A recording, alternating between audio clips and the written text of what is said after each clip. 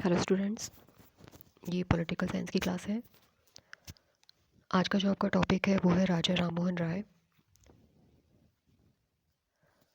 इससे पहले की जो क्लासेस थी उसमें हमने स्टडी किया है यूनिट ए के अंतर्गत प्राचीन भारतीय राजनीतिक चिंतकों का, और उसके अंतर्गत हम मनु चैप्टर का अध्ययन कर चुके हैं, कौटिल्य और शुक्राचार्य।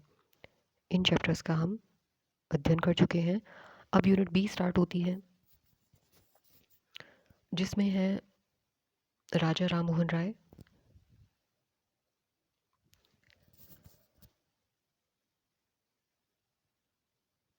तो पहले के जो चैप्टर्स हैं उनको आप अच्छे से समझिएगा, पढ़िएगा। आज का चैप्टर शुरू करते हैं। सबसे पहले तो हम इनके जीवन परिचय के बारे में जान लेते हैं। देखिए, राममोहन राय जो है, इनका जन्म हुआ था बंगाल के हुगली में, और हुगली में भी कहाँ पर, राधानगर में, 22 मई 1772। तो इस प्रकार से इनका जन्म और स्थान है। इनकी माता का नाम था तारिणी देवी और इनके पिता का नाम था रमाकांत। इनका जो परिवार था वो काफ़ी धार्मिक था। मतलब कि इनके परिवार में नियमित रूप से पूजा पाठ, कर्मकांड ये होते थे। हिंदू शास्त्रों का कठोरता से पालन होता था। इस प्रकार से इनकी मृत्यु हुई थी इंग्लैंड में, ब्रिस्टल करके एक जगह है वहाँ पर, 1833 में। इनकी जो स्टार्टिंग की एजुकेशन थी वो वहीं ग्राम की पाठशाला थी उसमें हुई, और इनकी मेमोरी जो थी वो बहुत शार्प थी, और बहुत ही विद्वान रहे थे ये। अनेक भाषाओं का इनको ज्ञान था। तो जैसे फ़ारसी, अरबी, ये इन पर इनकी बहुत अच्छी पकड़ रही।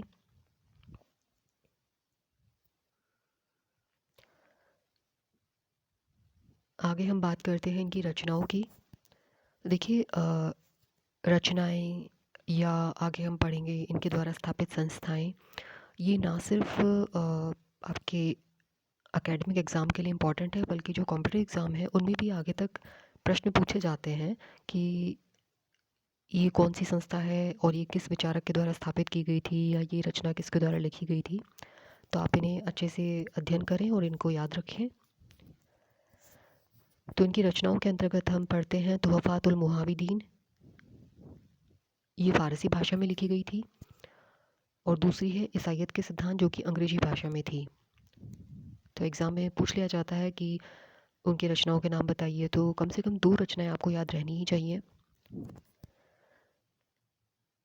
इसके अलावा कुछ पत्रिकाएं थी जो इनके द्वारा, एक तो है समाज कौमुदी बंगला भाषा में 1821 में, और एक है मिरातुल अखबार, ये था फ़ारसी भाषा में। तो इस प्रकार से ये कुछ रचनाएं हैं। ये कुछ संस्थाएं हैं जिनकी स्थापना इनके द्वारा की गई थी। 1815 में तो आत्मीय सभा की स्थापना की गई थी। ये क्या था, एक विचार गोष्ठी थी। विचार गोष्ठी मतलब कि जहाँ पे विचारों का आदान प्रदान होता है। तो यहाँ बड़े बड़े धर्म और दर्शन के विद्वान थे, वो मिलते थे एक दूसरे से और विचार विमर्श करते थे। इसी प्रकार से 1828 में इनके द्वारा ब्रह्म समाज की स्थापना की गई। उस समय क्या था, समाज में बहुत सारी कुरीतियाँ, अंधविश्वास फैले हुए थे। तो इन्होंने इस संस्था के द्वारा जनता को एकजुट करने का प्रयास किया, उनमें समाज में फैली हुई कुरीतियों को, अंधविश्वासों को दूर करने का प्रयास किया, और इसी वजह से इनको बहुत ख्याति, प्रसिद्धि मिली। इन्हें भारतीय पुनर्जागरण का अग्रदूत कहा जाता है। इन्हें आधुनिक भारत का जनक भी कहा जाता है। तो ये याद रखिएगा।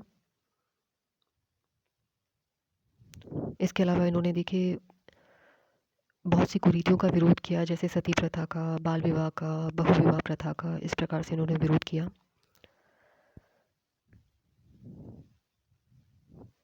अब 1830 में मुग़ल बादशाह थे अकबर द्वितीय।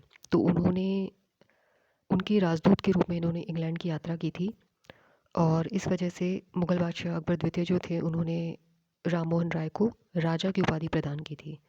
तो इनके नाम के आगे राजा शब्द जुड़ गया और फिर ये बाद में कहलाए जाने लगे राजा राम मोहन राय, इस प्रकार से।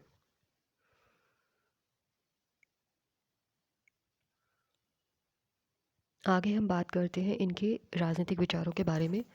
इनके अलग अलग विचारों के बारे में हम चर्चा करेंगे, राजनीतिक विचार, सामाजिक विचार, धार्मिक विचार, इस प्रकार से। तो सबसे पहले हम जान लेते हैं इनके राजनीतिक विचारों के बारे में।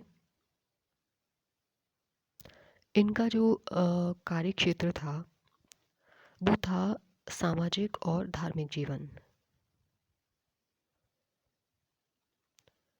इन्होंने ना सिर्फ अपने देश की बल्कि बाहर की भी यात्रा की थी, तो इन्होंने बाहर की राजनीति में भी बहुत रुचि ली।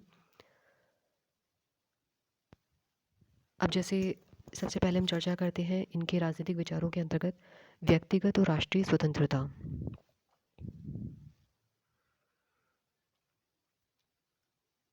अब देखिए, इन्होंने वोल्टेयर की भांति, रूसो की भांति स्वतंत्रता का इन्होंने बहुत प्रबल तरीके से समर्थन किया और वो ऐसा कहते थे कि स्वतंत्रता जो है वो व्यक्ति की एक मूल्यवान संपत्ति होती है।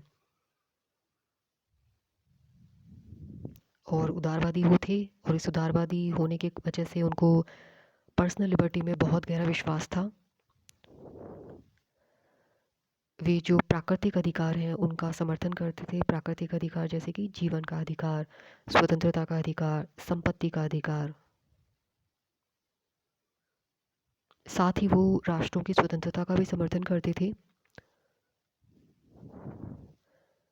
यहाँ देखिए, उन्होंने भारत के लिए पूर्ण स्वराज की मांग प्रस्तुत नहीं की थी। उनका ऐसा सोचना था कि जो अंग्रेजी शासन है वो भारत के लिए हितकर है, फ़ायदेमंद है।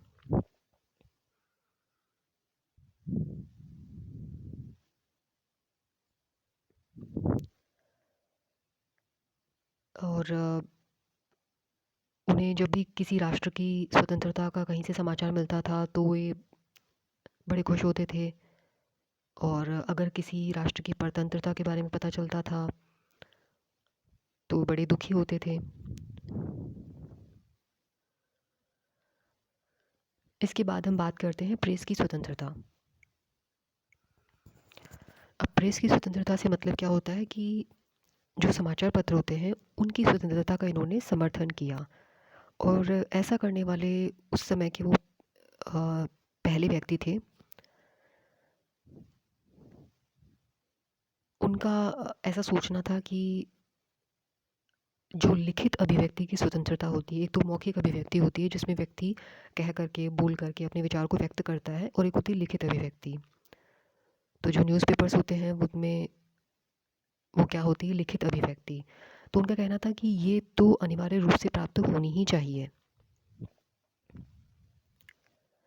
एक समय ऐसा भी आया जब समाचार पत्र निकालने पर प्रतिबंध लगा दिया गया था और ये कहा गया कि अगर जो न्यूज़पेपर्स हैं उनको अगर स्वतंत्रता प्राप्त हो जाएगी तो रिवॉल्यूशन हो सकता है, क्रांति हो सकती है। तो इस बात को राम मोहन राय ने चुनौती दी थी और अपनी तरफ से ये आर्गुमेंट दिया कि प्रेस की स्वतंत्रता विद्रोह को रोकने का काम करती है। उन्होंने ये भी कहा कि अगर विश्व के किसी भी भाग में प्रेस की स्वतंत्रता ने क्रांति को जन्म नहीं दिया है तो इस प्रकार से उन्होंने प्रेस की स्वतंत्रता का समर्थन किया। तो उनका कहना था कि अगर ऐसा होगा कि इस पे बैन लगाया जाएगा तो ऐसे में जनता में विद्रोह की भावना पैदा हो सकती है। तो यानी कि उन्होंने इसको क्या एक सुरक्षा नली की तरह समझा।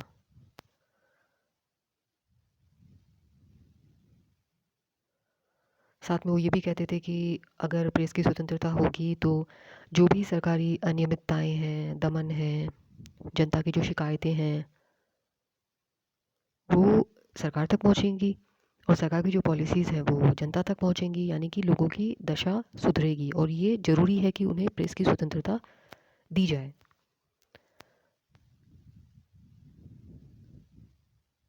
तो इस प्रकार से आप देखते भी हैं कि उन्होंने संवाद कौमुदी, मिरातुल अखबार, इन सब का उन्होंने प्रकाशन किया।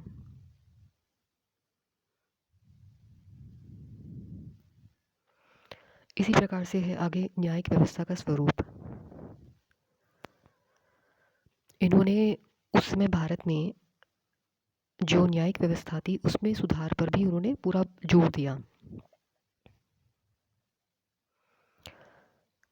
वे जूरी प्रणाली को बनाए रखने के लिए और इस प्रसंग में जो जातिगत आधार बनाया जाता था उस उसके वो विरोधी थे।